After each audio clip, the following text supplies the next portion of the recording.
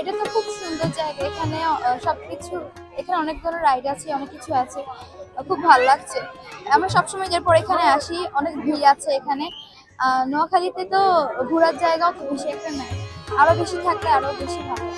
আমার অনেক ভালো লাগছে। আমি আমার বাবা মার সাথে এসেছি, অনেক রাইড ঘুরেছি, অনেক খাবার খেয়েছি, আমার খুব ভালো লাগছে। আর এসে দেখি বড়ি আবহাওয়ার মধ্যে উপচে পড়া ভিড় এবং এই বিনোদন অনেক কিছু দেখার মতো। আর আমার ভীষণ ভালো লাগছে, কারণ এখানে সব ধরনেরই আয়োজন আছে, সবকিছুতে উঠা যায়, রাইডার আছে বিভিন্ন ধরনের। আমার ভালো লাগছে অনেক এখানে এসে। আমরা চাই নোয়াখালীতে ভালো ভালো পার্ক হোক, ভালো ভালো বিনোদন, বাচ্চাদের বিনোদন দেওয়ার জন্য ভালো ভালো কিছু হোক, যাতে করে আমরা আমাদের বাচ্চা কাচ্চা নিয়ে ভালোভাবে আমরা থাকতে পারি, ভালোভাবে আনন্দ করতে পারি, ঘুরে যেতে পারতে। এইটুকু।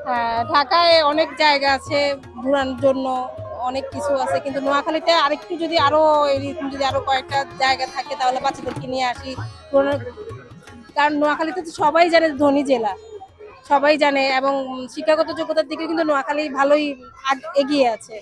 আমরা চাই নোয়াখালীতে এমন কিছু মানে উন্নত কিছু পার্ক হোক, যে বাচ্চাদেরকে নিয়ে এসে যেন গ্রামীণ একটা পরিবেশে যেন আমরা ঘুরতে পারি, মজা করতে পারি।